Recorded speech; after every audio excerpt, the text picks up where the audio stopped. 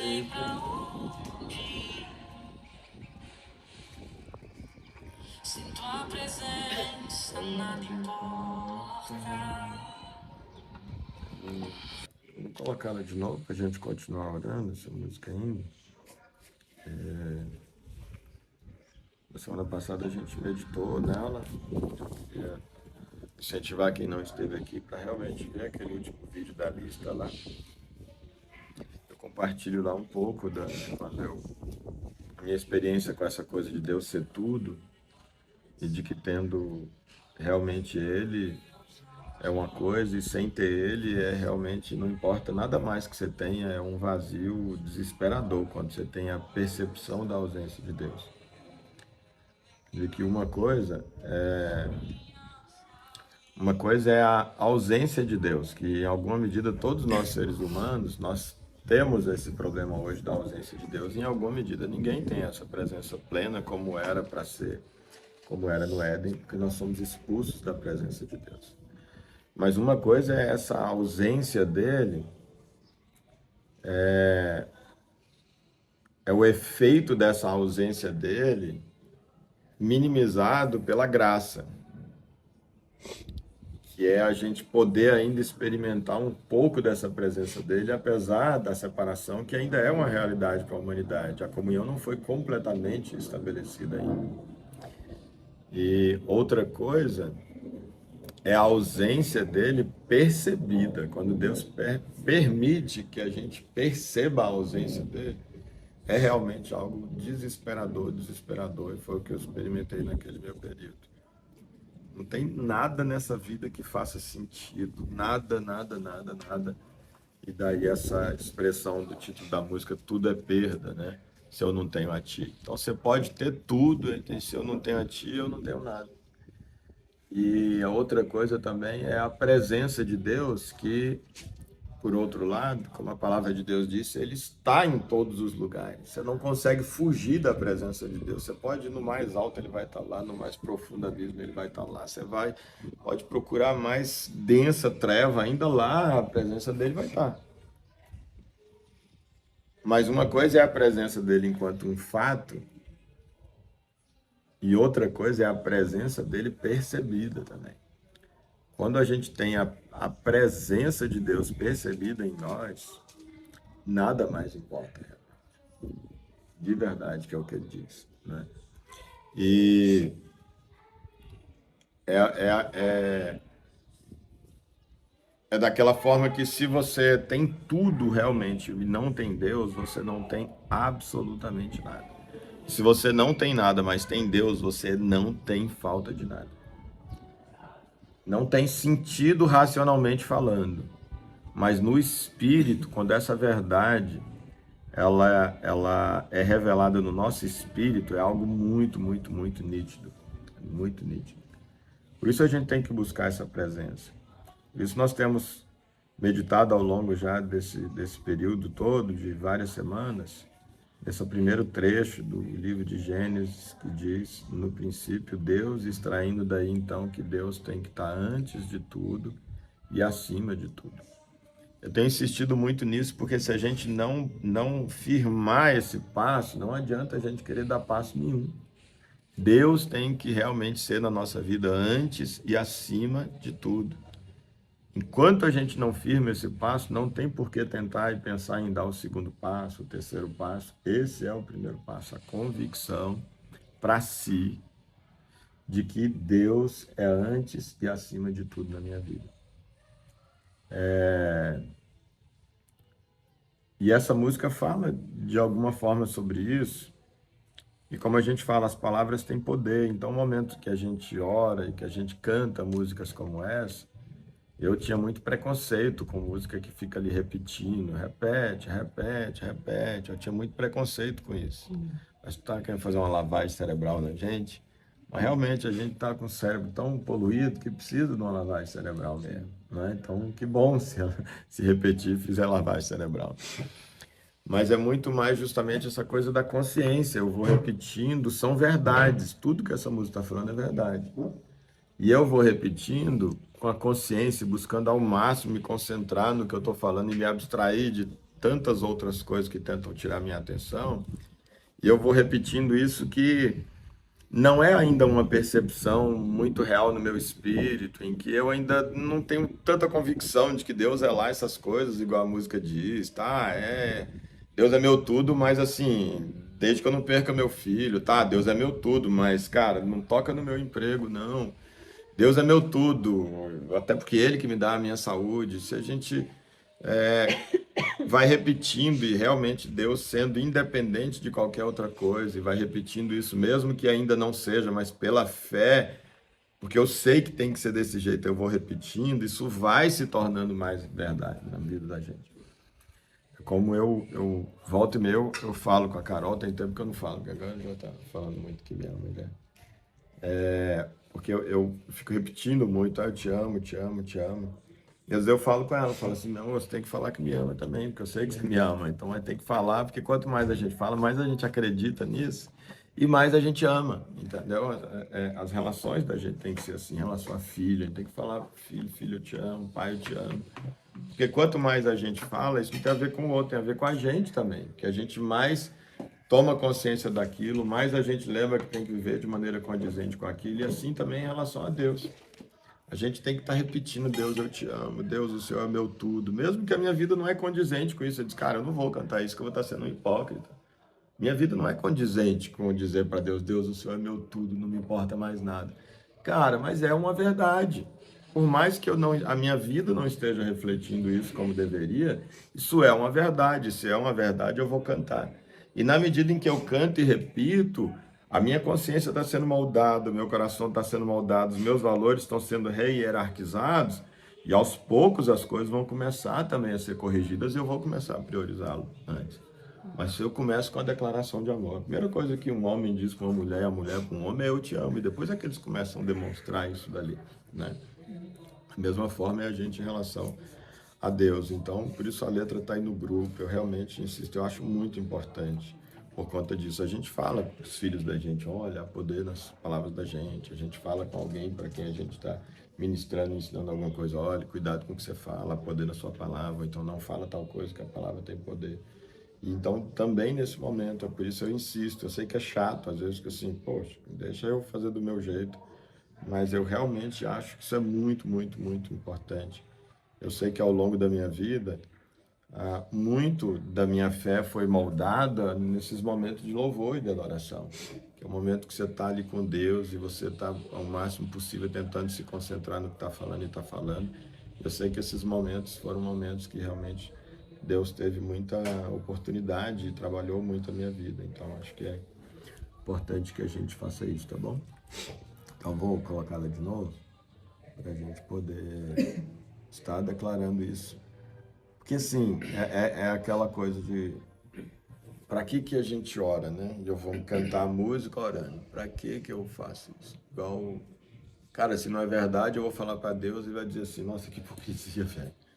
Jacques fala que eu sou acima de tudo. Aquela moto do Jacques é que é o primeiro na vida dele. Tipo, Deus vai olhar e vai dizer assim, que hipocrisia, velho. Você quer enganar quem, Jacques? Tipo, não é para ele que a gente fala, embora a gente tá dirigindo, a gente tá falando para mim. É como aquele salmo quando diz, ô, minha alma, adora a Deus e louva a Deus. A gente está falando para nós mesmos. O próprio Jesus, quando ele vai ensinar a orar, ele diz assim, gente, se vocês estão pedindo para ensinar a orar, eu vou ensinar, mas deixa eu falar antes para vocês aqui, ó. Antes de vocês abrirem a boca, o Pai de vocês sabe o que vocês vão falar. Não parece uma contradição? Jesus ensinar a gente a orar, mas antes de ensinar, ele diz assim, mas deixa eu falar um negócio. Antes de vocês abrirem a boca, eu já sei o que vocês vão pedir, tá? Então não preciso pedir, então não preciso orar. É que a oração não tem a ver com Deus saber, com Deus ouvir, tem a ver com eu dizer para mim. Então eu tenho que dizer para Deus, eu te amo, o Senhor para mim é tudo, eu sei o Senhor. Eu tenho que ficar repetindo isso para mim, a oração é isso, Deus não precisa disso. E quando soa hipócrita, não tem problema, porque eu estou dizendo isso é para mim, não é para Deus, embora é dirigido para Ele. Mas sou eu que preciso de ficar declarando isso para Deus. Então não tem problema se é, se não é, até que ponto que é, mas eu estou orando para que seja, e que cada vez mais seja, eu declaro isso na minha vida, né? Porque senão o diabo pega a gente E ele daqui a pouco, eu disse, cara, eu não preciso dizer isso, ou eu não vou dizer isso porque não é verdade. O dia que isso aí for verdade, igual pessoas compartilham o evangelho, aí diz aqui, alguém quer aceitar Jesus, quer entregar a vida para ele. Olha, pastor, realmente assim, é muito verdade o que o senhor falou e tudo, mas eu preciso primeiro corrigir algumas coisas na minha vida, eu não tenho condições, não posso entregar para Deus agora, minha vida tá uma bagunça. Eu não posso me entregar para Deus agora. Não, mas ao contrário, se entrega porque a vida tá uma bagunça. Você não vai conseguir resolver a sua vida. É tipo, não, quando eu realmente estiver consciente que Deus é o meu tudo, que Ele é o primeiro na minha vida, aí eu vou cantar uma música dessa. Fora isso, eu não vou, porque eu não sou desses crentes hipócritas, né? Que falam uma coisa e vivem outra. Não, eu vou falar porque é o que eu quero para minha vida, é o que a palavra, e mesmo que eu não quiser o que a palavra diz que tem que ser, eu quero dizer para minha vida aquilo que a palavra diz que tem que ser. Você ia falar, Jeová, parece? Não tinha chamado, mas estou meditando e eu acho que é bom compartilhar, porque quando o apóstolo Paulo fala lá no capítulo 8 de Romanos, que ele fala que o Espírito de Deus, em outras palavras, mas como o Espírito de Deus conversa com o nosso espírito, né? Então a gente está alimentando o nosso espírito nesse diálogo constante. E você estava falando da diferença da presença de Deus, que é o tudo, que é o mais importante, e quando a gente também se dá conta da ausência da presença de Deus, que é desesperador, mas talvez mais desesperador ainda é quando a gente não se dá conta de que a gente já não tem mais a presença de Deus. Porque também o apóstolo Paulo fala Quando a também em gente se dá Romanos. conta de que já não tem a presença. Não, que você não sente falta. Ah, já que nem tá, percebe, já tá, anestesiar. já tá Já imperceptível. é game over. Porque quando você eu não estou sentindo mais a presença de Deus, e aí eu vou alimentar isso, e eu vou buscar, eu vou atrás. E às vezes Deus permite que essa presença se ausente também, para moldar de alguma forma, mas a partir do momento que a gente não sente a presença, e nem sente necessidade de buscar, nem está no normal, está normalizado, uma passagem que me mexe bastante, Romanos capítulo 1, que fala que Cristo nos entregou as suas próprias paixões, e aí eu fico imaginando como é isso, como seria isso na prática. Eu imagino que essa situação de nós estarmos entregues às nossas próprias paixões de um nível que a gente nem sente falta da presença de Deus, nem sente que a gente já se perdeu, e muito menos vontade de buscar. Eu já estou entregue às suas próprias... A palavra é mais incisiva ainda que ele fala. E Cristo os abandonou as suas próprias paixões. É como se dissesse assim, você não tá me querendo, você não está sentindo mais falta. Então, eu vou te dar liberdade. E como um abismo que chamou outro abismo, que chamou outro abismo, nossa tendência é buscar o abismo, é buscar mais o fundo do poço. Então, a partir do momento que a gente vai alimentando isso, primeiro, a gente está sentindo que precisa buscar a presença de Deus. E afirmar isso, como você está falando, afirmar isso no nosso íntimo, no nosso espírito, no nosso interior, ele vem, ele não frustra. É uma promessa. Falar do Espírito, da presença de Deus. A Bíblia também fala assim, qual pai que um filho pede o pão e ele dá com a cobra, né? Sim. Assim também é o Espírito. Se você busca, se você clama, Deus vai conceder, vai fornecer. Então, primeiro esse anseio, nunca deixar essa chama, a mínima que for, se apagar. E alimentar, porque o fogo vem do alto, o fogo da presença de Deus é Deus que concede, mas a nossa responsabilidade, a nossa obrigação é ajeitar bem, ajeitar ali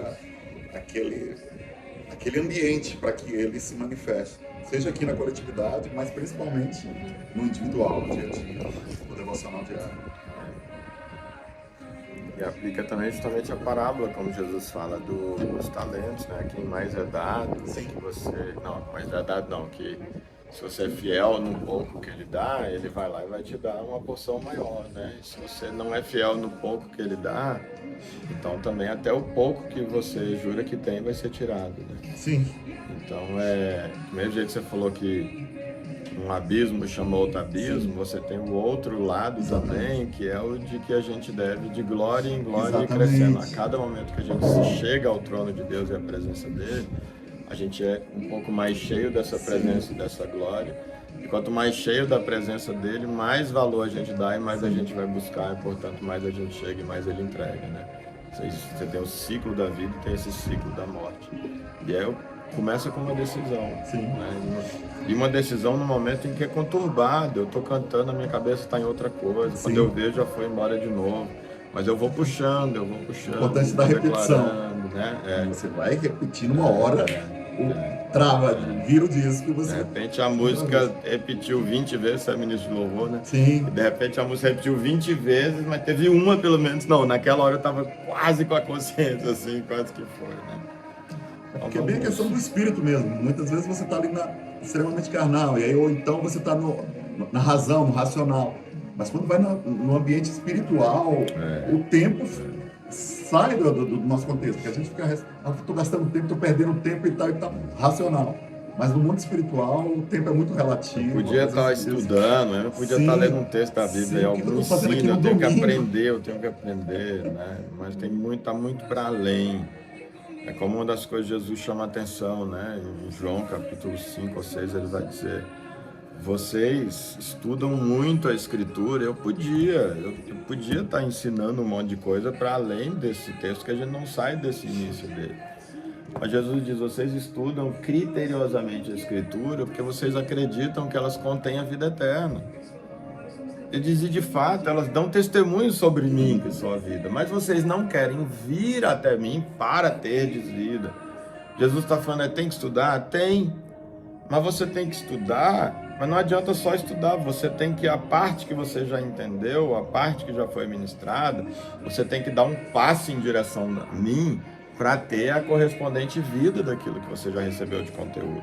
Senão a gente vai virar doutor na lei e não vai ter nada da presença deles, vai virar um bando de idiota, arrogante, apontando o dedo para todo mundo e um monte de discussão teológica sobre as coisas. Só vai afastar a gente mais de Deus, né? Então, o pouco que Deus já nos deu, e o pouco que Ele já nos deu é, no princípio, Deus antes e acima de tudo. Eu tenho que cantar e orar isso com todas as minhas forças. Senão, não precisa a gente nem passar daqui. Não tem porquê. Né?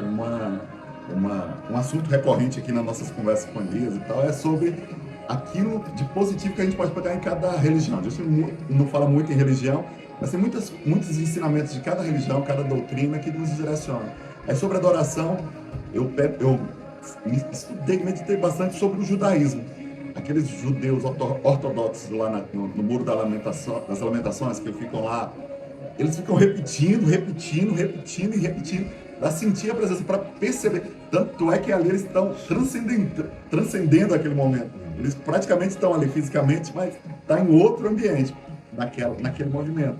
Então, a adoração, muitas vezes, para chamar a presença de Deus, não quer dizer que ele vá corresponder toda hora, porque Deus não é obrigado. Mas a nossa dedicação, o nosso espírito tem que estar centralizado, tem que estar focado naquele momento, no momento presente, que é um tema que eu gosto demais. Portanto, agora, nesse momento, nenhuma condenação lá, e é nesse momento que eu tenho que me apegar, e no momento da adoração é muito isso. Se adorar a Deus no momento presente, é só Ele que importa. Você coloca no início pra gente, Elias? Vamos ver? Então vamos orar essa música. Quanto tempo a gente precisar dela? Vamos orar.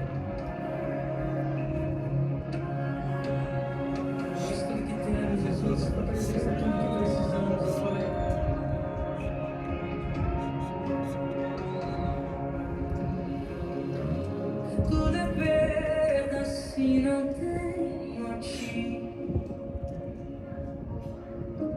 A tua graça que me basta. Sem você não sei pra onde ir. Sem tua presença nada importa. Se eu não tenho a ti, não tenho nada eu serei sem ti, Senhor. Só tua presença aqui me basta. Eu te levarei por onde eu for. Se essa sua verdade para ele, Amém. Nós vamos meditar ainda nela. Volta ela, por favor, Elias. Vou deixar ela baixinha agora. E passar a letra dela aqui, se vocês quiserem comentar alguma coisa sobre um trecho da letra, eu vou fazer a mesma coisa. Sim, Francisca, por favor. Eu acho interessante porque quando eu estou com vocês, eu sinto necessidade de testemunhar. Quando eu tinha 42 anos, eu surtei. E o surto é um curto-circuito. O surto é um elemento físico-químico que ocorre no nosso corpo, que a gente escapa de nós mesmos. A sensação que eu tive quando eu surtei, a sensação que eu tive como se eu escapei de mim mesma. É um curto-circuito mesmo. Mas aí o que acontece? O que acontecia quando eu tinha 8, em um certo momento, esse advogado entra, eu estava falando no telefone, me pega assim pelo braço, com toda a força, me vira e diz assim: língua grande, vida curta. Eu senti o surto, eu senti esse curto-circuito, eu senti essa coisa que vem da terra e te leva embora de você mesmo. E eu já sabia que isto era uma coisa física e química. Só que aí eu fiquei 2 anos procurando tratamento. 2 anos sendo dopada. Porque os psiquiatras, a grande maioria deles, eles morrem de medo do louco e do surto, e aonde a coisa vai parar, e dopam e não tratam o surto. Eu fiquei 2 anos entrando na luz e saindo da luz, entrando na luz e saindo da luz. Mas entrando mesmo. Teve uma vez que foi com tanta velocidade que eu não estava na luz, eu vi a luz, eu fui para a luz, eu fui com tanta velocidade para Deus que eu atravessei ele e voltei para a escuridão. Eu atravessei a luz, eu atravessei Deus. É uma coisa assim, durante 2 anos. A única coisa que eu conseguia fazer era levantar da cama e ir trabalhar, ir para o trabalho. Eu ia sem escova-dente, eu ia sem pentear cabelo, eu ia com uma meia diferente da outra, eu ia como eu podia. E benzo Deus, eu não tinha carro, então eu tinha que ir a pé até o ponto do ônibus, eu tinha que voltar a pé. Eu fazia atividade física todos os dias, porque eu tinha que caminhar muito para pegar o ônibus. Chegando onde eu saltava, eu tinha que caminhar bastante para chegar no trabalho, e a volta a mesma coisa. Então eu tinha muita atividade física. E todos os dias eu descia do ônibus às 6h30 da noite, em frente à Igreja Nossa Senhora da Conceição, e assistia à missa. E dali eu caminhava para casa. Chegava em casa, eu dormia.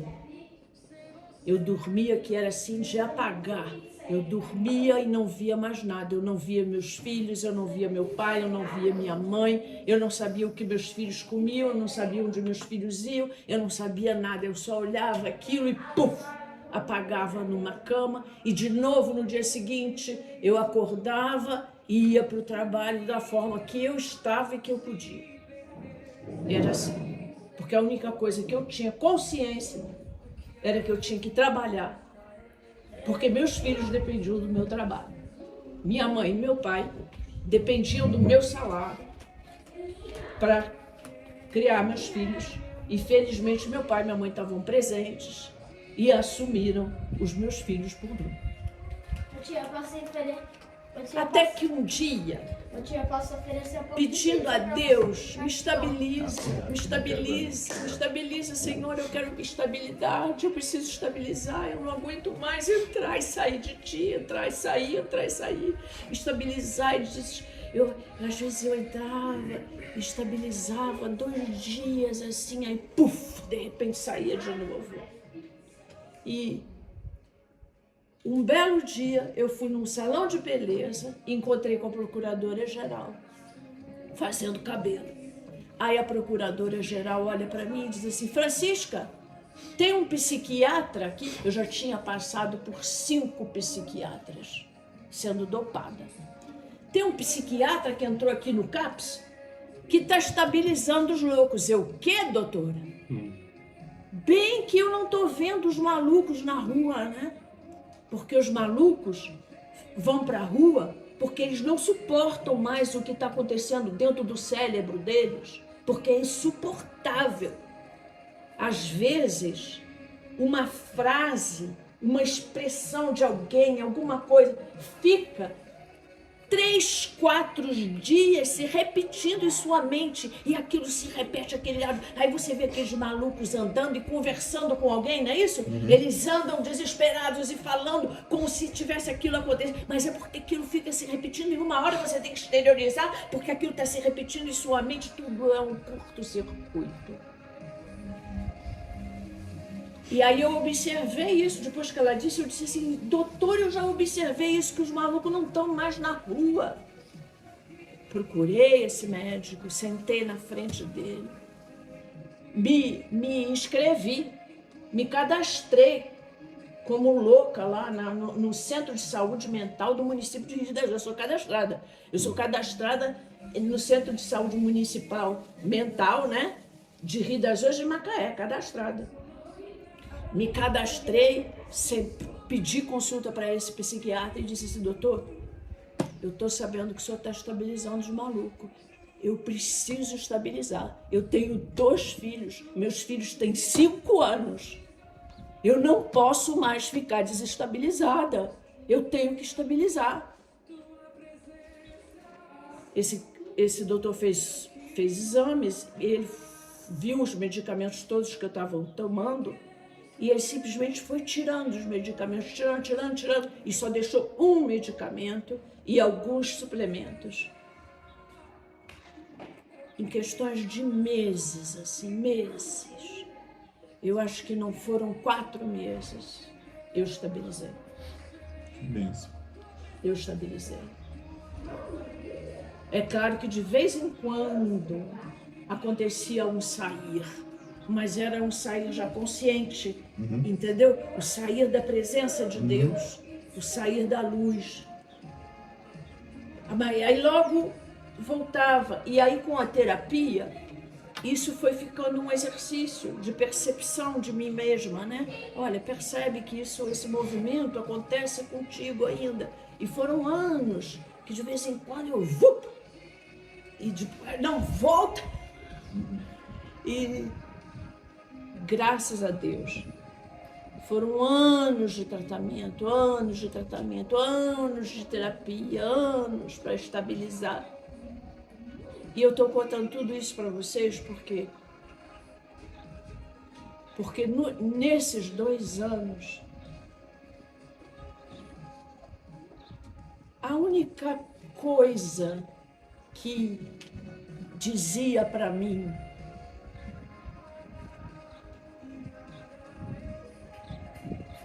que eu sou filha de Deus, que Ele me criou e que Ele me colocou aqui para um propósito.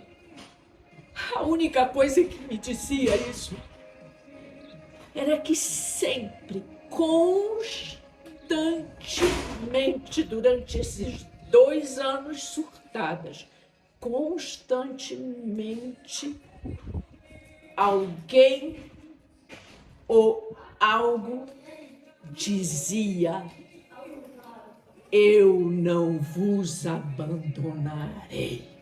Glória a Deus. Era assim, eu ia na missa, o padre dizia: eu não vos abandonarei. Eu entrava no ônibus, a senhora evangélica me entregava um panfleto, eu olhava e lia, eu não vos abandonarei. E era constante essa palavra durante os 2 anos. Eu não vos abandonarei. Ele não nos abandona em nenhum momento, porque nós somos dele, nós pertencemos a ele. E ele não nos abandona. E hoje eu olhando, eu vejo que faz sentido.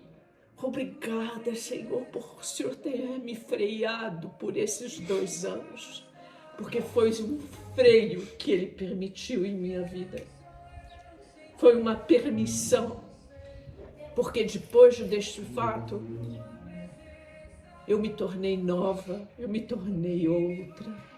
Eu vivi uma outra etapa, uma outra compreensão.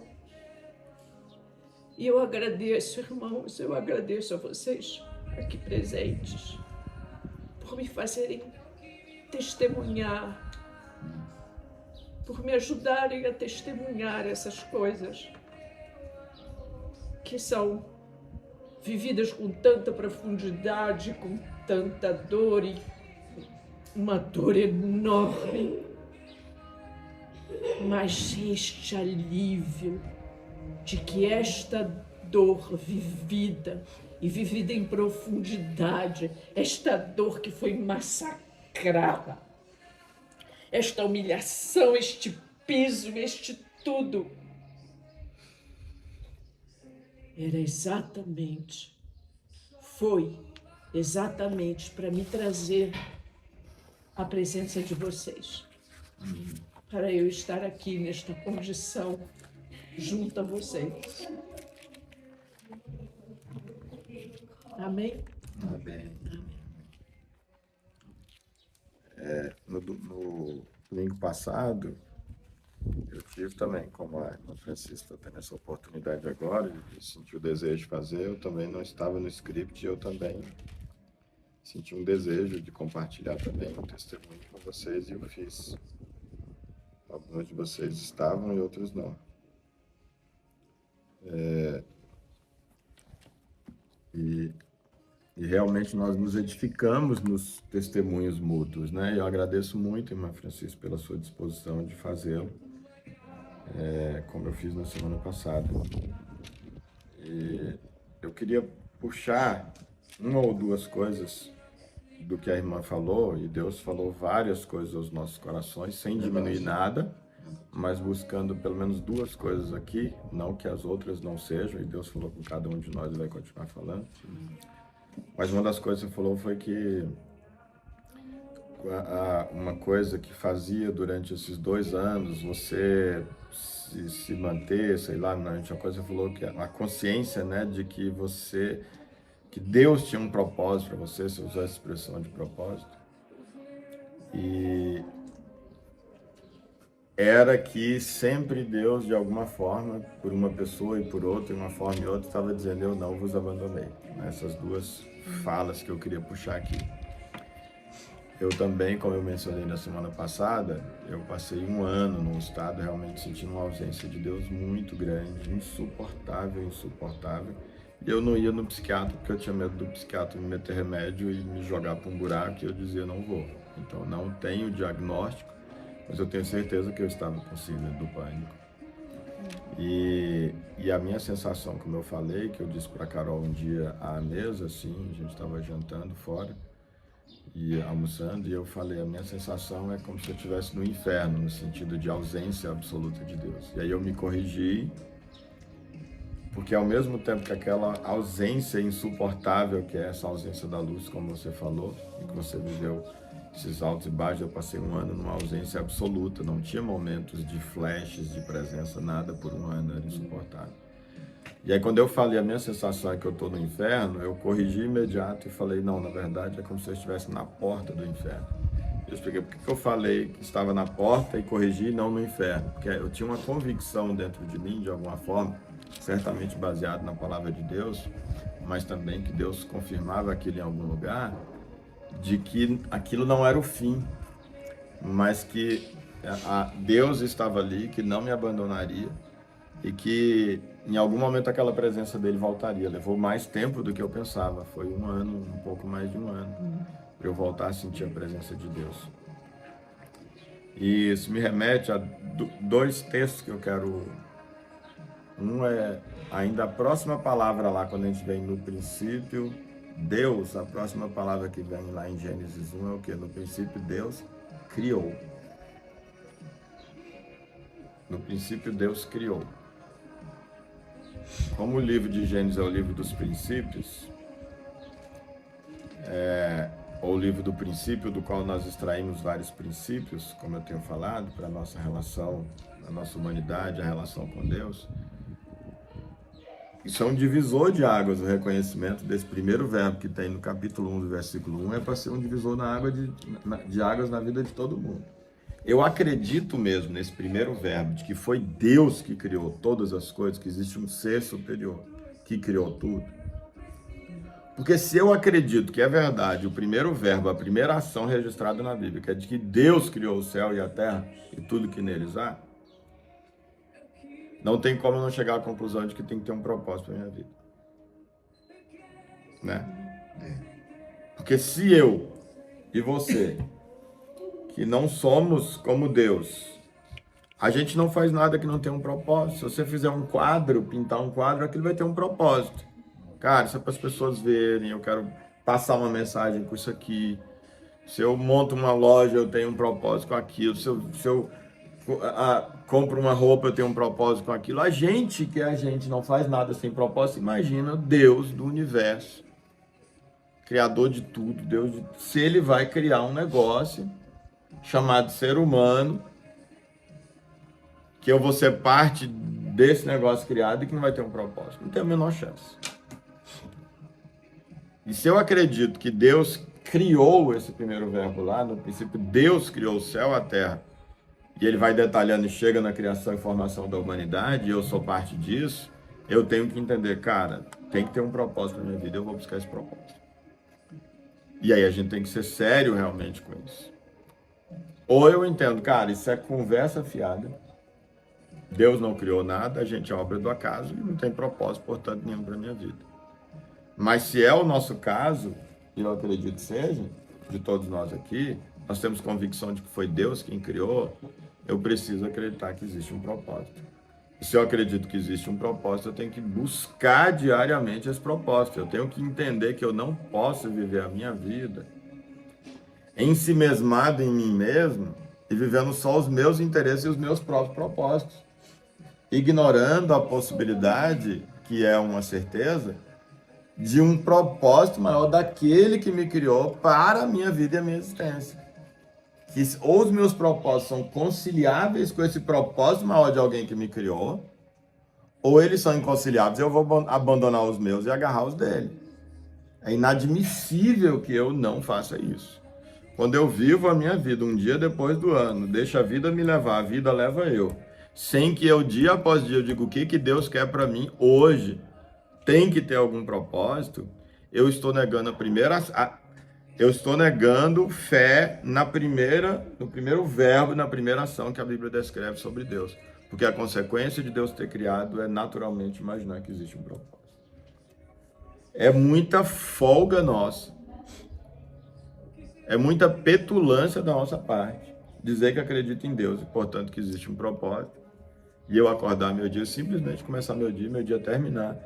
E eu não, no início, não pensar, Deus, me dirige em relação ao seu propósito, e no final do dia eu dizer, será que eu fiz? Não foi? Oh, Deus, aqui parece que foi mais ou menos, aqui, oh, meu Deus do céu, eu vacilei, né? Se o Senhor me der uma outra chance amanhã, e me der graça e força, eu vou melhorar nisso daqui, não estava como o seu propósito. Se eu vivo meu dia que não seja desse jeito, a nossa religião é absolutamente vã.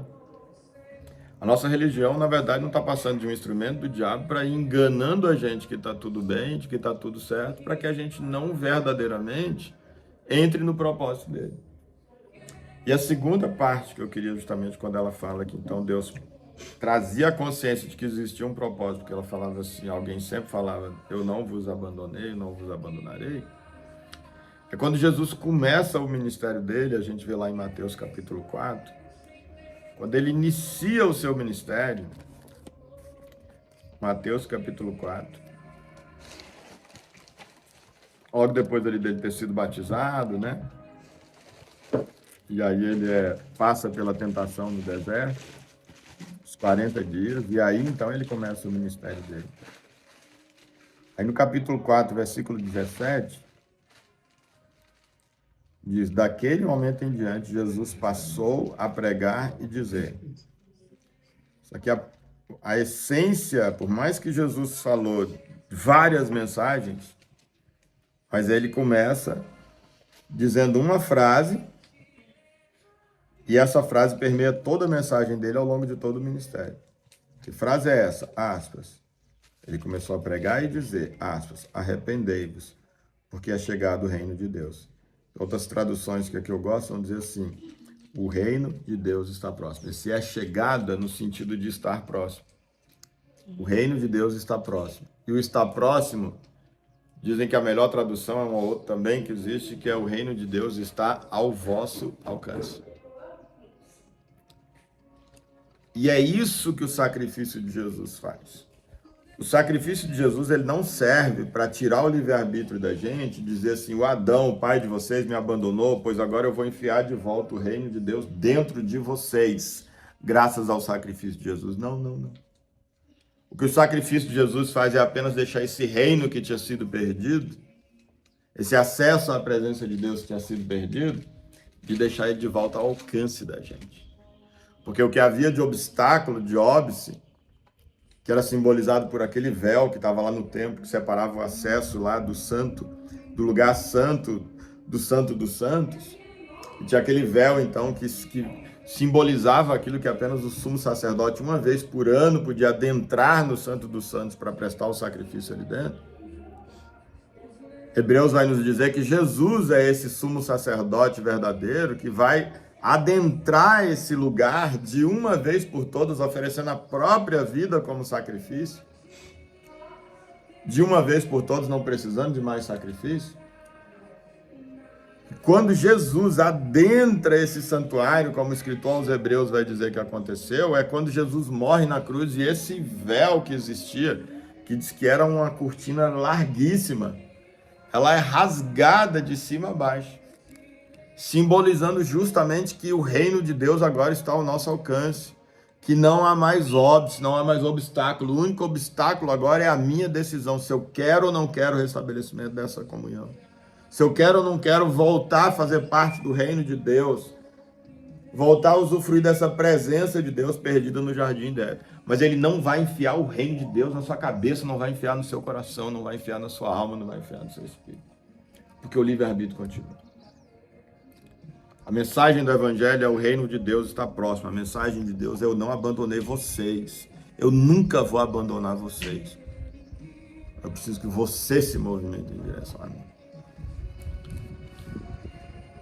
E é por isso que a gente tem que realmente buscar esse relacionamento com Deus. Para além, embora em alguma medida passando, mas para muito além do conteúdo na nossa razão, presença de Deus, busca de Deus, da presença dele que tudo transforma. Porque foi isso que ele realmente veio trazer para tudo. Alguém quer complementar? Perguntar? Eu queria, porque são duas coisas que me chamaram bastante atenção e eu tenho que agradecer e parabenizar a irmã Francisca, porque essa história que você resumiu em alguns minutos, a gente fica imaginando o peso disso. São anos, né? Então, a senhora resume aqui, mas cada situação dessa aí teve um desgaste muito longo e muito duradouro na vida da senhora, que certamente reflete até hoje. E também é muito pessoal para mim, porque eu tenho um irmão, acompanhei muito a repercussão de questões mentais em alguém que não tem devido acompanhamento, devido tratamento, conhecimento. E, infelizmente, no caso do meu irmão, tem um fim diferente, né? Pelo menos no momento, não pode dizer que é o fim, mas ele encontra-se praticamente inválido, com um diagnóstico de esquizofrenia e totalmente instável. E a Gênesis é bem aquilo que a senhora falou, aquela ruptura, aquela coisa que só quem viveu mesmo para saber. E aí eu acompanhei também o que é mais comum com pessoas que estão passando por situações como a da senhora, ou depressão, ou crise de ansiedade, que muitas vezes, e a maioria das vezes, negar, não admitir ou não reconhecer que está tendo um problema. E a senhora primeiro teve a coragem de ter esse discernimento: eu tenho um problema assim, eu tenho essa dificuldade. E por mais que não soubesse por onde seguir o caminho, tinha coragem de enfrentar. E isso é muito, muito, muito importante, faz toda a diferença. Quando a senhora fala que em um salão de beleza encontra uma procuradora-geral lá e tem esse tipo de conversa dentro de um salão de beleza, isso tem uma simbologia grande, porque a vaidade, a mulher e tal, se expor nesse ponto e fala assim, ó, eu quero ir porque eu tenho visto muitos loucos aí que não estão tendo crise, não tendo surto, isso pode servir para mim. De uma certa forma, de outras palavras, eu quero isso como se eu estivesse louca também. A ponto de se diminuir ainda mais, chegar numa prefeitura e se cadastrar, mesmo que eu não tenha um diagnóstico de loucura, eu quero me cadastrar como louca para ter uma vaga. Isso tem um peso enorme e também uma aplicação aqui naquilo que a gente está falando, porque a gente está falando da busca pela presença de Deus, da busca pelo Espírito Santo, de não abrir mão disso. E de uma certa forma foi o que a senhora fez. Eu não abro mão dessa lucidez, eu não abro mão dessa presença, eu não abro mão, como a senhora falou muito bem, dessa luz. E eu faço de qualquer coisa. Eu tenho uma notícia ali de que Jesus tem alguém ali que está fazendo, e eu vou atrás. Reconhecer, ter força, ter coragem de enfrentar, saber que não está tudo bem, que não é o normal. Não aceitar essa condição para a vida, isso é um exemplo muito bom, é uma coragem imensa. Se diminuir, morrer praticamente, se diminuir a ponto de dizer assim, ó, eu estou necessitando me cadastrar como uma louca, desculpa, foi o que eu traduzi, para receber uma luz. Deus não desampara. Deus leva. Se eu estou reconhecendo isso, imagine Deus. E a prova maior disso é esse exemplo, esse testemunho que a senhora está trazendo aqui para nós. E como a senhora mesmo identificou o propósito de tudo isso. Então não se cala, não retenha para si, porque o alcance disso é o Espírito Santo que vai dizer. Em algum momento eu posso não estar tendo essa percepção, mas de repente em um momento que eu esteja passando por uma situação como essa, aquele exemplo da irmã Francisca vai servir para mim. Ao invés de eu me enclausurar, ao invés de eu negar, ao invés de eu dizer que os outros estão errados e eu estou certo, eu vou ter força, ter atitude de me diminuir, porque Deus tem um propósito nisso. Então, enfim, esse testemunho da senhora vai repercutir em nossos corações e nossas vidas por muito tempo ainda. Não apenas por hoje, na semana, por muito tempo. E agradecer por a coragem. Não vou dizer a palavra se expor, porque se vem de Deus, é só cumprir a vontade de Deus. Mas esse discernimento, mesmo em meio às trevas, que a senhora mesmo admitiu, mesmo em meio à dor, em meio às impossibilidades, encontrou força, não sei de onde, porque é muita força isso. Quando a gente está saudável, quando a gente não está com ausência de nada químico ou biológico, já é difícil, imagine quando estamos totalmente debilitados. Então é um exemplo e agradecemos a senhora de ter essa coragem de falar, de se expor, não sei se é bem essa palavra, e de compartilhar isso conosco, porque isso é muito útil e confirma o que a gente tem dito aqui desde o início da reunião. Não abrir mão da presença de Deus. Sem a presença de Deus, sem a luz, nós não somos nada. Nós não seremos sem o seu amor. Mesmo que tenha que se expor dentro de um salão de beleza, mesmo que tenha que dizer para a família, mesmo que tenha que reconhecer para os filhos que foi ausente e tal, enfrentar em prol da luz, em prol da lucidez, em prol da presença de Deus. Obrigado por estar aqui, obrigado por compartilhar, e sempre que tiver algo assim, isso acrescenta demais. Eu vou puxar o que o Jackson o Jeová tinha citado esse texto, falar que o Jackson citou alguma coisa. O Jackson não. Ele tocou aqui pensando. Jeová citou lá no início esse texto, antes até da Francisca falar, o Jackson citou esse texto, o Jeová aqui. Acho que Deus está falando pra você falar alguma coisa, hein? O Jeová falou que Qual é o texto? Romanos capítulo 1, Que a gente pensa assim, tá, a irmã Francisca contou isso aí, o Emer também falou da semana passada, e que ele estava lá com esse pânico dele, cada um com essas loucuras aí. E o Kiko, né? O que eu tenho a ver com isso? Porque eles tiveram esses momentos de loucura deles, aí o que eu tenho a ver com isso? Que eu sou uma pessoa só. Pois é, jura, né? Jura. E aí, o capítulo 1 de Romanos 18, que é como contexto do que do abandono a que se referiu o Jeová, diz, portanto, versículo 18, portanto, a ira de Deus é revelada dos céus contra toda impiedade e injustiça dos homens, que suprimem a verdade pela injustiça humana. Pois o que de Deus se pode conhecer é evidente entre eles, porque o próprio Deus lhes manifestou. Pois desde a criação do mundo, os atributos invisíveis de Deus, seu eterno poder... Deixa eu só mesmo terminar ali com a Carol. Né?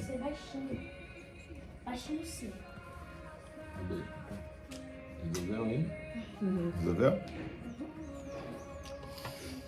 Portanto, a ira de Deus é revelada dos céus contra toda a impiedade e injustiça dos homens, que suprimem a verdade pela injustiça humana. E verdade é uma qualidade que é de Deus, né?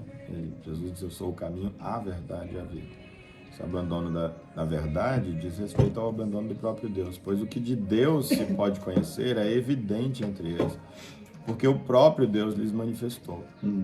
Pois desde a criação do mundo, os atributos invisíveis de Deus, seu eterno poder e sua natureza divina, têm sido observados claramente, podendo ser compreendidos por intermédio da pregação do pastor e da homilia do padre, de maneira que tais pessoas são indesculpáveis. É isso que está escrito aí na sua versão aí, Socorro? Qual é o versículo que eu abri? Versículo 20. Romanos 20. 1, 20. com 18 a 20, né? Isso. Porque do céu se manifesta a ira de Deus Só o 18, versículo 20, desculpe, lê só o 20. Lê Versão só o de 20? vocês no 20, Porque as suas coisas invisíveis, desde a criação do mundo, tanto o seu eterno poder como a sua divindade, se entendem e claramente se veem pelas coisas que estão criadas, para que eles fiquem inexcusáveis. Posso ler a minha versão também? Sobre essa sua fala do padre e do pastor também, então. Apesar de ser uma Bíblia católica, não vai falar do padre, não. Sua realidade invisível, seu eterno poder e sua divindade tornou-se inteligível desde a criação do mundo através das criaturas, de sorte que não tem desculpa. Então, quando a gente... Isso aqui faz... De sorte, desculpa. Sua realidade invisível, seu eterno poder e sua divindade tornou-se inteligível desde a criação do mundo através das criaturas, de sorte que não tem desculpa. Veja a correlação disso aí já com o versículo 1 que a gente tinha dito sobre o reconhecimento de que Deus que criou tudo. Portanto, tem que ter um propósito. Se Deus que criou tudo, o que o texto aqui está dizendo é, cara, se você não busca para a sua vida um propósito que tenha sido trazido por alguém superior e vive a sua vida do seu jeito, você não tem desculpa, porque se você observar a natureza, você não precisa ter ido numa missa e ouvir um padre falar, não precisa ter ido num culto para ouvir um pastor falar, porque só de olhar para a natureza prega dizendo assim, Deus tem que existir. E que um monte das coisas que você faz viola a essência de um Deus que, em existindo e sendo sábio como é, e criou um ser como você, que boa parte das coisas que você faz, você tem a obrigação de saber que está errado. Que viola a essência dele, como você tratar o seu próximo de uma maneira que não seja amorosa. Sim. Quando é que o mesmo Deus que criaria a mim, tendo o Jackson a mesma origem em mim, quando é que eu posso existir contra o Jackson? Como é que eu posso levantar a minha mão contra o Jackson, a minha voz contra a Marta, igualmente criação minha? Como um filho de um mesmo pai pode amaldiçoar o seu irmão e viver contra seu irmão não percebendo que aquilo contraria o propósito de um pai, né? Então, ele diz a natureza, o versículo 19, capítulo 19 de Salmo vai dizer justamente sobre isso. O salmista dizendo, os céus revelam a glória de Deus, como o texto lá vai dizer então, que isso revela claramente essa natureza divina e o poder dele. Diz, os céus revelam, então essa contemplação da natureza, revelam a glória de Deus, e o firmamento proclama a obra das suas mãos. Ele diz, um dia discursa sobre isso, olha a pregação, a natureza pregando, um dia discursa sobre isso ao outro dia, e uma noite compartilha conhecimento com a outra noite. Não há termos, não há palavras, nenhuma voz dele se ouve. Entretanto, a sua linguagem é transmitida por toda a terra, e a mensagem até os confins do mundo. Nos céus, ele armou uma tenda para o sol, que é como um noivo. Estão falando sobre essa beleza enquanto você contempla o sol e tal, e o nascer. É isso aqui que assim não tem desculpa. Eu preciso perceber, manda. Só ler o versículo 3 aqui nessa versão é muito bonito. Então, assim, É o quê? Romanos o quê? não, é Salmo 19. O dia entrega a mensagem ao outro dia. O dia entrega a mensagem. Está pregando. Tá? O maior pregador é a natureza. O maior ministro, vamos dizer assim. Um dia entrega a mensagem ao outro dia, a noite faz conhecer a outra noite. Então é por isso que eu não tenho desculpa quando eu vivo a minha vida irresponsavelmente, dizendo, deixa a vida me levar, a vida leva eu. E Deus está dizendo, para com isso, Jeová, para com isso, Marta. Ei, olha que tem que ter um propósito maior para a sua vida. O propósito é a palavra que a Socorro usou, a Francisca, nesse momento que ela está ali, experimentando essa escuridão e essa coisa. Ela diz, cara, tem um propósito na minha vida. Por quê? Porque Deus usava pessoas para dizer o quê? Eu jamais os abandonei. E ela se apegava a isso e realmente queria esse encontro com a luz, queria o encontro com a verdade e não com as questões que ela estava vivendo. E aí o versículo 21 vai dizer que é o que o Jeová então tinha dito, portanto, mesmo havendo conhecido a Deus, e você não precisa ter pisado na igreja então para conhecer a Deus, porque a natureza prega, não glorificaram como Deus, os seus pensamentos passaram a ser levianos e imprudentes, e o coração insensato deles tornou-se em trevas. E proclamando-se a si mesmo como sábios, aí a palavra que foi usada aqui, que é loucura, ficar louco, perderam completamente o bom senso. Umas traduções vai dizer, e dizendo-se sábios, tornaram-se loucos, é uma outra tradução, vai dizer. Tornaram-se loucos. Eu não preciso ter um diagnóstico para dizer que eu sou louco, eu estou louco, eu não preciso de um psiquiatra, não.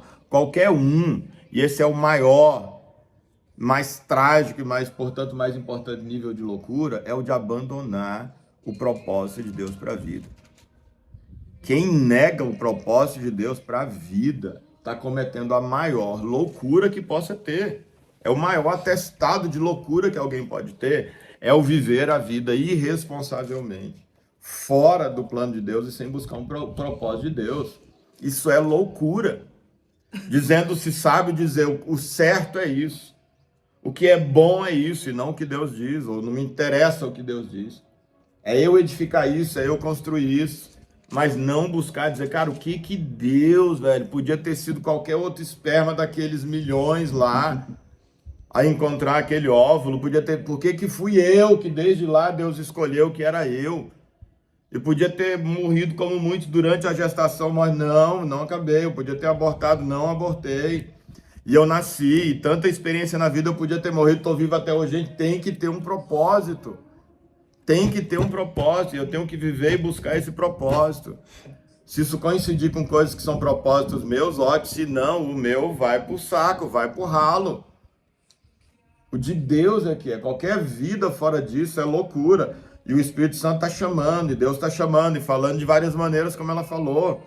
É como Paulo vai dizer, Deus falou conosco de várias maneiras, fala para a natureza, fala pelos profetas, e ele diz, e nos tempos mais recentes nos falaram em Jesus. Como a Francisca disse, uma hora falava num padre, outra hora num folheto ali entregue por alguém, mas estava o tempo falando, eu não vos abandonei, e Deus está dizendo para a gente isso. Ele sempre está revelando a verdade para a gente, mas a gente suprime a verdade, versículo 18, abandona a verdade e abraça a injustiça humana. Abraça os nossos próprios valores, os nossos próprios conceitos, as nossas próprias prioridades, o nosso próprio discernimento do bem e do mal, que é esse controle da própria existência, ainda resultado da decisão de Adão de tomar, de lançar a mão daquele fruto da árvore do conhecimento do bem e do mal. E Deus vai falando até o momento em que eles, justamente, versículo 23, trocaram a glória de Deus imortal por imagens confeccionadas conforme a semelhança do ser humano mortal, bem como de pássaros, quadrúpedes e répteis. Está falando sobre a substituição das minhas próprias escolhas, da minha própria carne. E o 24, por esse motivo, é o contexto do versículo que o Jeová falou, é que Deus os entregou às suas próprias paixões, segundo as vontades pecaminosas do seu coração, para a degradação de seus próprios corpos em si. Muitas das pessoas que enfrentam uma loucura material e não saem... Capítulo 1, versículo 24. do capítulo de esse agora foi o 20. 20. Aliás, desculpe, estou sem óculos. 24, esse foi o que eu li. 24. Romanos 1, 24. Muitas, eu não estou generalizando, tá? Existem questões, acredito eu, eminentemente de neurônios realmente, psiquiátricas e tal. Não estou dizendo que todo caso mas eu tenho convicção pessoal minha de que muitos desses casos são apenas de loucura, são um desdobramento de algo que começa aqui. Sim, sim. Veja como a nitidez, como a Francisca fala da experiência que ela teve, e que ela está ali, mas ela faz essa correlação de um momento com um diagnóstico aqui de loucura, mas ela com a coisa de Deus, de presença, ausência de Deus, luz e trevas. Como eu fiz a correlação do meu período ali também, dessa ausência, que podia ter me jogado num lugar desse, de um diagnóstico desse, mas eu nitidamente faço a correlação da ausência de Deus. Embora o start foi uma coisa humana que me gerou muito medo. Seu start foi um troço humano que te gerou um medo, uma ameaça muito forte. Normalmente é no medo que o diabo trabalha, porque essa verdade, essa presença de Deus, ele diz Deus é amor, e diz que o amor, o verdadeiro amor que é Deus, lança fora o medo. Sim. Então, às vezes, é numa coisa de muito medo é que justamente a ausência de Deus se aflora, que a única coisa que seria capaz de barrar aquele medo e de nos livrar daquele medo. Então, você tem um fator humano que desencadeia isso dali, que Deus, ainda antes do abandono, nos permite, como eu disse, experimentar essa ausência, mas num nível em que a gente ainda pode clamar e dizer, me ajuda, Deus, eu preciso estabilizar nessa luz. Ou como eu, dizer, Deus, eu quero voltar para aquela luz, me tira disso aqui, me leva de volta, eu sei que vai levar de volta, e demorou, mas voltei.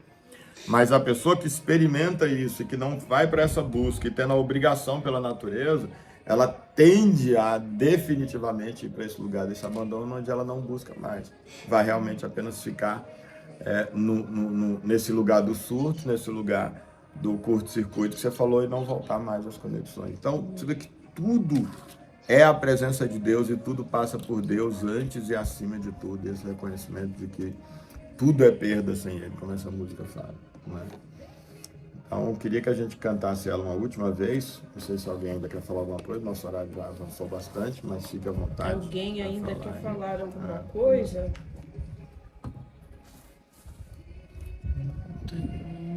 Porque nós somos ouvidos, né? Nós ouvimos. E é só quando nós ouvimos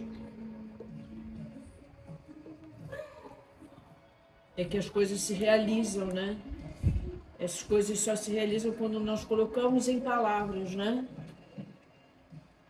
E podemos ouvir. E nós estamos ouvindo.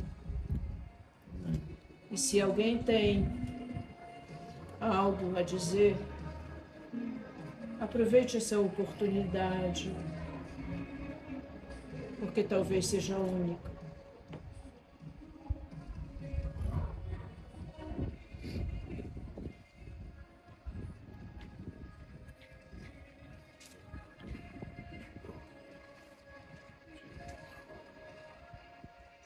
Falou muito nesse capítulo 1 sobre propósito, e eu não tinha reparado, não tinha me dado conta de quanto o propósito está presente nesse primeiro capítulo de Romanos. Tudo é consequência desse abandono. E lá no comecinho, Paulo já começa a carta dele lá, escrevendo lá, porque é uma carta e tudo é ligado uma coisa com a outra, ele começa se apresentando.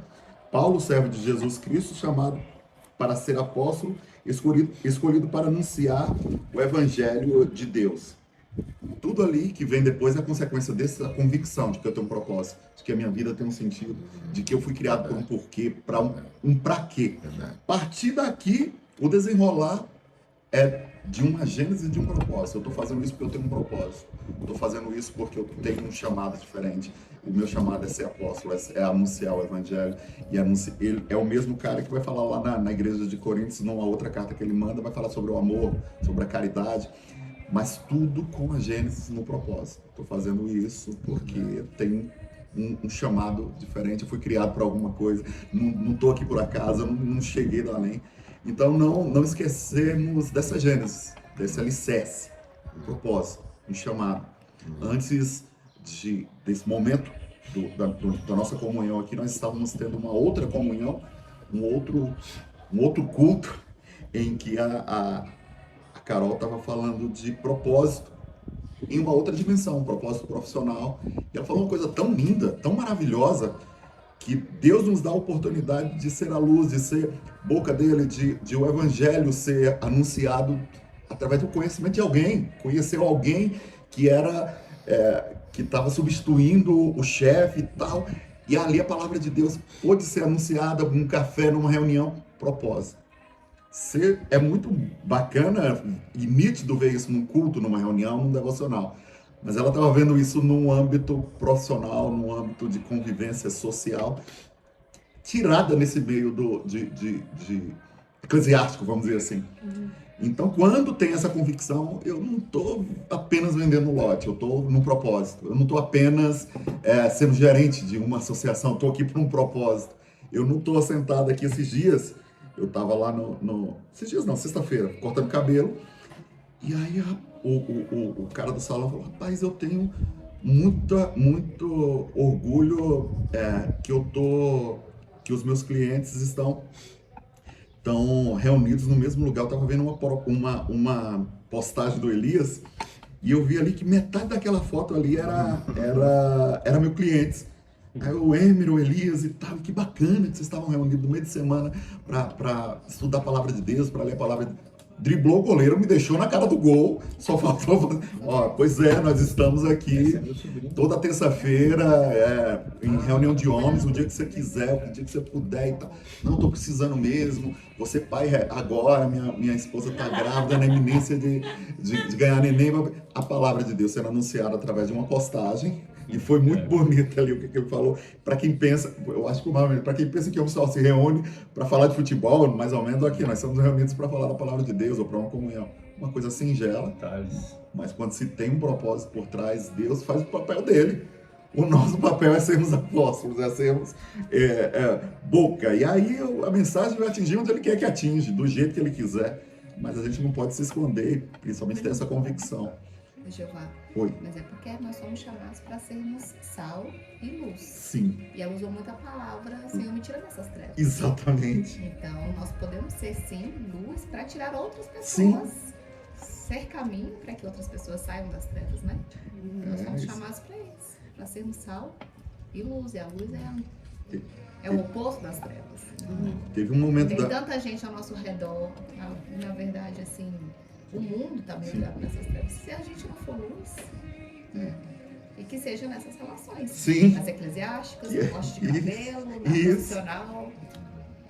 O período que eu falando com essa convicção de propósito aqui, aí essas coisas se revelam com o tempo. Depois você vai entendendo o que você passa. Eu no período do meu divórcio, fiquei meses em casa, trancado, e não tinha essa percepção de que tinha alguma coisa errada. Para mim, estava dentro do normal, ali do luto.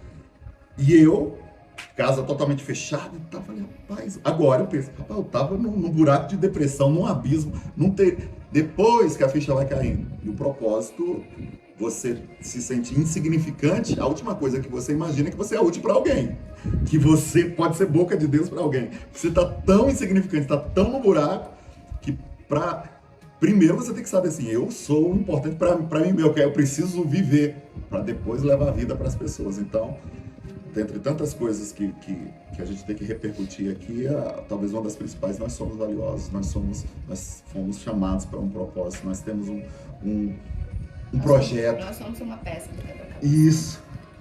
Sem essa peça. Como é que é a frase que fica você falou completo, antes aí, não fica Jeová? completo. Tenta a frase que você falou antes aí, que primeiro na gente, um troço, nossa, perdi isso. Acabou de falar a frase aí agora.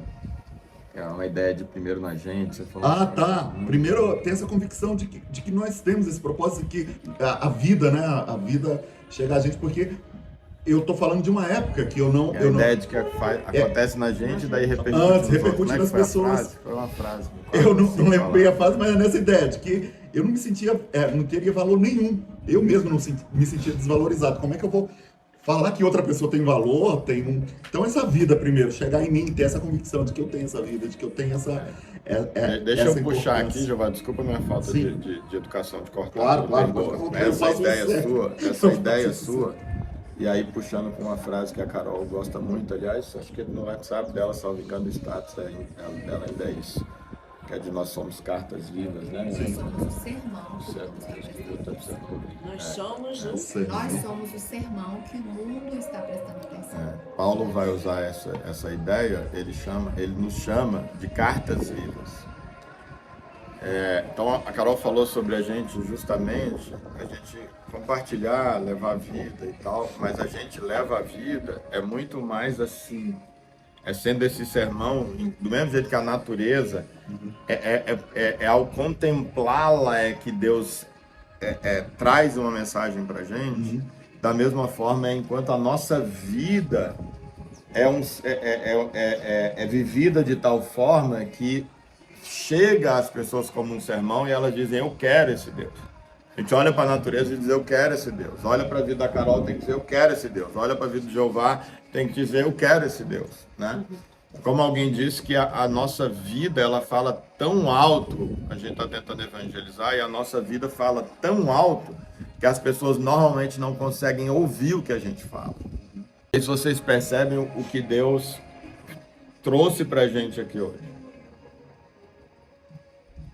Eu sabia que o que eu ia hoje a gente ia dar continuidade, que a gente ia sair do no princípio Deus, e eu sabia que a gente ia pegar o verbo criou. É a única coisa que eu sabia para hoje. E eu ficava pensando assim, mas meu Deus, a partir daí eu vou buscar que texto. A gente está acostumado ali a meditar por 2 horas, não que seja problema. Eu falei, cara, possivelmente hoje a gente vai terminar com 30 minutos. Não era preocupação para mim, mas eu ficava pensando, cara, que seja, só tinha convicção da palavra.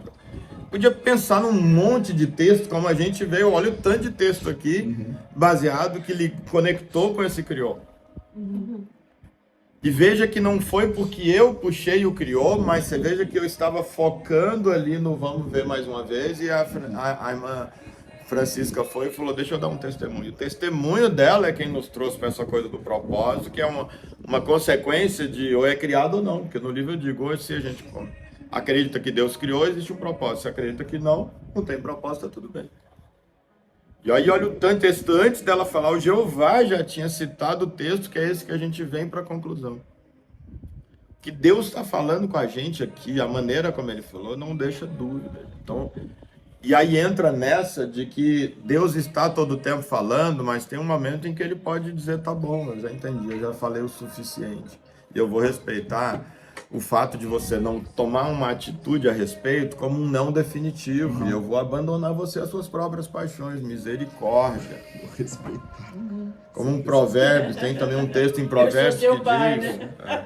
Um provérbio, tem um texto em Provérbios que diz, aquele que muitas vezes repreendido, endurece a serviço, será destruído repentinamente, sem que haja cura. O que é você endurecer a cerviz diante de uma repreensão? É alguém dizer algo que você... É você resistir à informação, à mensagem, à disciplina que está chegando. Como a Francisca disse, Deus para ela falou várias vezes, e Deus está falando com a gente de várias formas, de várias maneiras.